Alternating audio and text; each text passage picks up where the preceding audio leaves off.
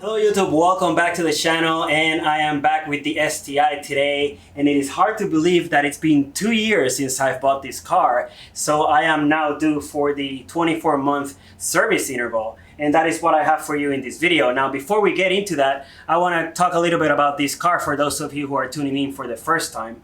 So this is a 2019 STI Series Gray, which is a limited edition. 250 examples of these were made for this market, and the main difference being this beautiful cool gray khaki color you see here. The car has about 16,000 miles on it currently, and it has been nothing but good to me in these 2 years of ownership so far.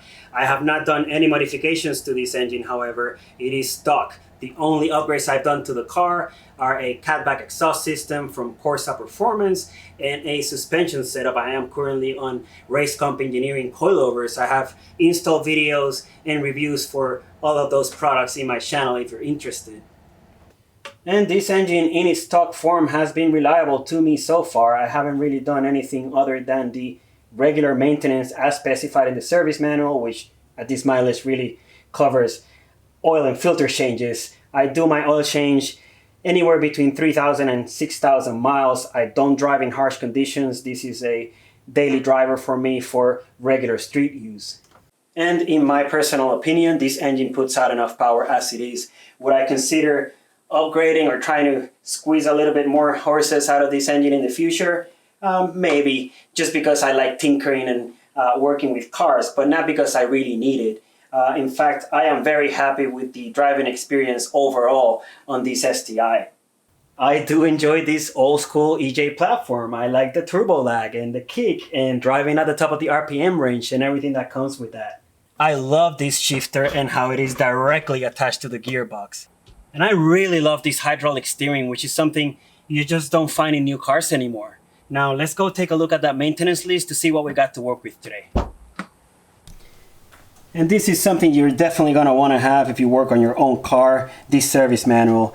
You can look for this online, and I'm sure you'll find a download link for it. It's a nice PDF format that you can easily search. Now let's look at page 111, where we can see the maintenance items for the various intervals. And as you can notice here, the service intervals are based either on mileage or time, whichever comes first.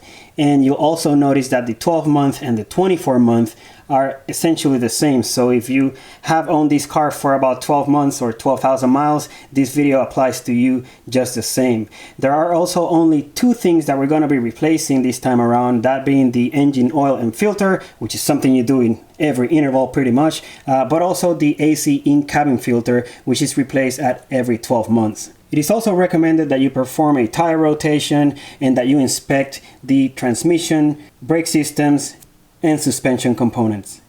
I like to get the dirty stuff out of the way first, so I'm gonna start with the oil change.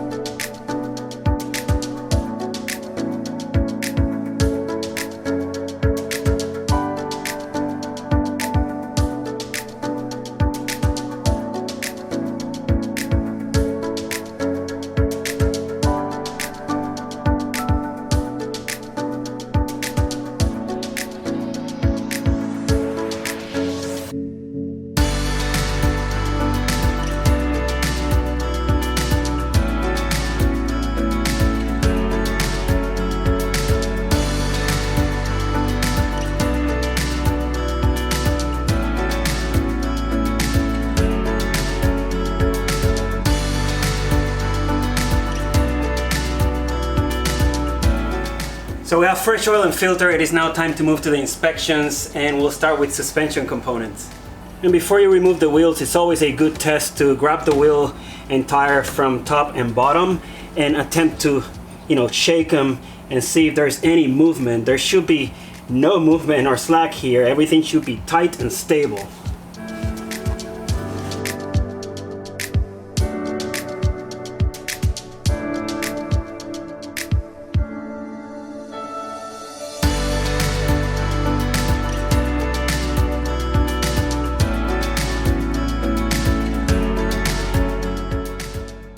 And with no issues while driving and the car being professionally aligned, I have no reasons to suspect there are issues with suspension components. With this being a 24-month service interval anyways, it will mostly be a visual inspection. And we'll start looking at the Race Comp Engineering coilover, and everything looks okay here. No issues with the coil, strut housing or anything like that. This dust cap and the bump stop generally get stuck up there. Obviously when the car's on the ground, the suspension's compressed, goes up. No issues with that. You can see it here now. Bolts and nuts, of course, everything needs to be torqued down to spec. I have checked this before. I have nothing loose. If you do have any of these bolts loose, you have a major problem. Now let's take a look at the rest of the components here, and there is actually quite a lot we can see from this area.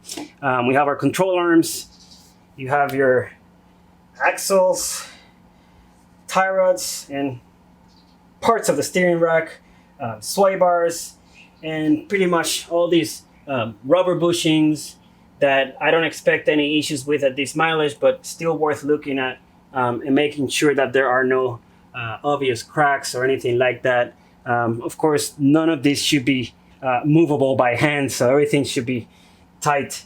And you can see these dust boots or rubber boots on the axles, as well as on ball joints such as the sway bar links.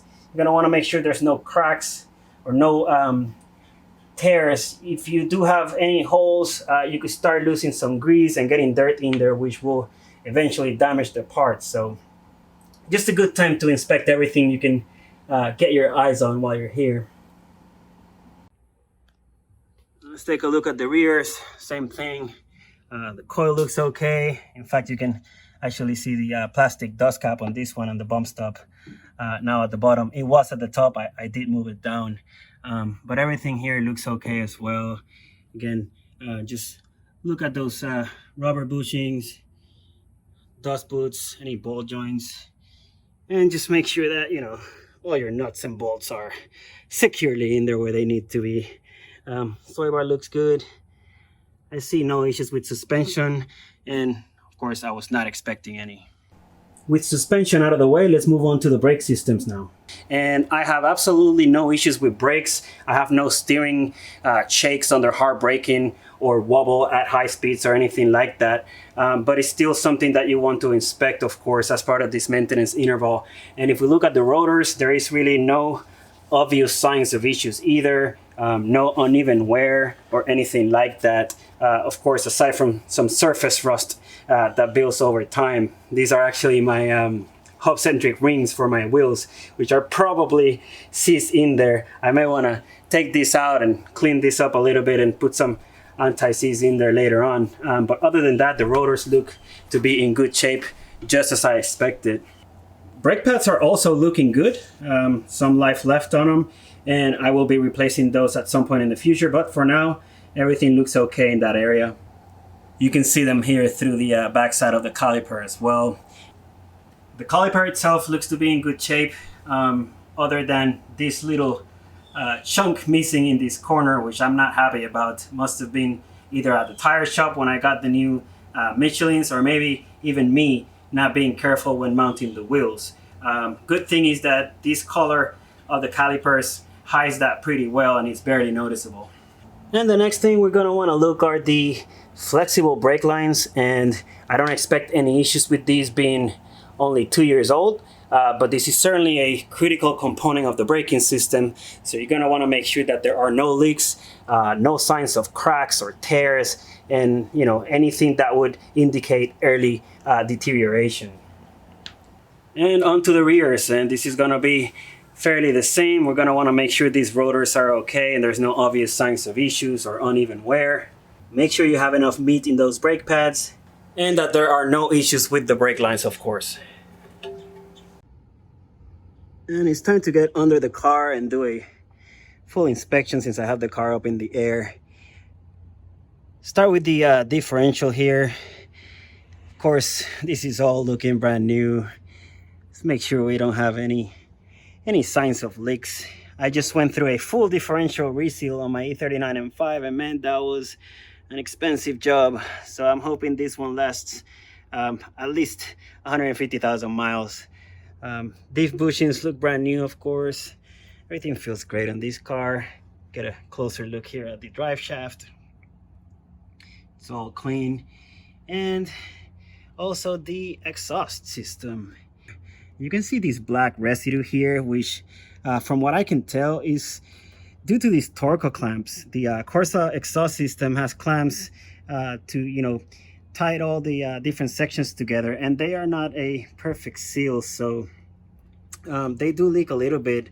Not that, it is a critical issue, or it hasn't been so far, but that's just that. You can also tell that I have hit the ground with the exhaust before, like right here and here, mainly around speed bumps. This is, I think, the lowest component in the car right now. So let's move up to the front now and check out the transmission, which is the last component on this list. And there ain't much you can see here other than inspecting the transmission housing and making sure that you have no leaks anywhere. You can see some of the shifter linkage components over here as well. Let me see if I can get an angle of that. There you go. But aside from that, you just have to drive the car and make sure everything feels okay. That you have no grinding of gears, the clutch feels okay, and everything else. The STI transmission is very robust, so I don't expect any issues for this foreseeable future.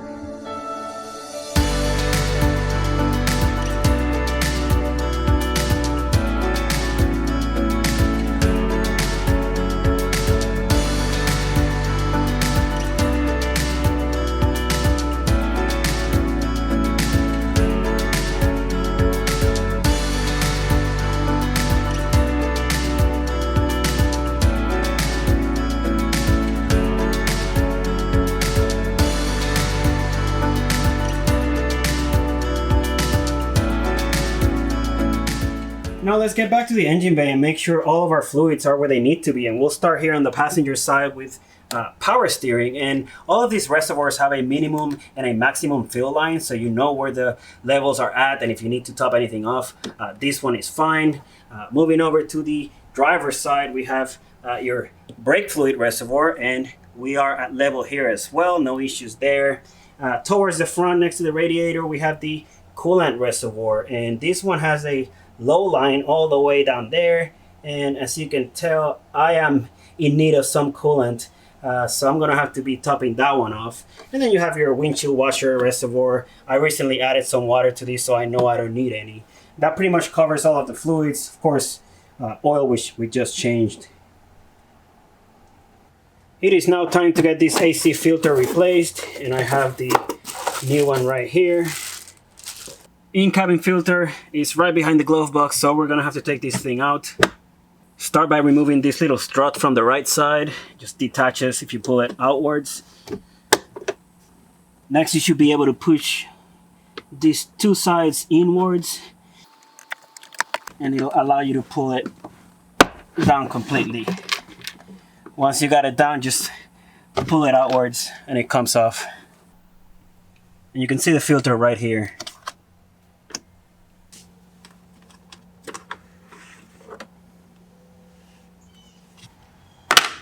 And that was certainly due for changing, as you can see the difference here. Let's get this new one in there.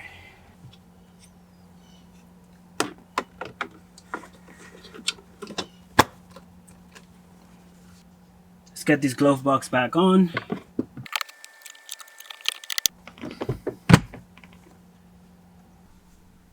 Now we'll get some clean air through these vents whenever we use the recirculation. And that was basically the last item on the list. The only thing I didn't perform was the tire rotation because I just did that less than 1,000 miles ago. And there is one more thing I want to cover in this video before I take the car out for a test drive, and that's going to be the overall maintenance cost. So let's break this down real quick to see how much I've spent over the 2 years of ownership versus how much it would have been for me to take the car over to the dealer, see how much you can save. So based on a 6-month or 6,000 mile service interval, I have serviced this car 4 times in the last 2 years. And again, that's been mainly oil and filter changes. I usually get everything I need for my oil change straight from the dealer for about $50 each time. Now, for this last service, I ordered the 12,000 mile service maintenance kit from Subaru that includes the oil as well as the in-cabin AC filter that I just replaced. And that one went for about $70 shipped to my door. So my total cost for the last 2 years of maintenance has been $220. Now I did look online just to see what the average dealer is charging for services these days, and here's what I found. They have the minor service, which is basically an oil change and tire rotation, and that one goes for $90. And then you have your intermediate service, which is basically what I've done here today, and that one ranges anywhere between $150 to $300 depending on the state, the dealer, and whatever they decide to include as part of that job. That means I have saved anywhere between $200 and $370 by doing everything myself. And you absolutely have to factor in your time as well. And I don't know about you, but time is one of the things I value the most. Now it takes me a little under an hour to do a full oil change on this car, and that's me taking my time in the comfort of my own home. For something like we just did in this video, maybe 2.5 hours. Now compare that to taking the car to the dealer every time you need service, and that's time spent driving over there, waiting around for them to check you in, most likely leaving and coming back later to pick the car up. When you add all that up, we're talking about many hours you're saving by doing everything yourself. And with that, it's time for my favorite part of any service, the test drive.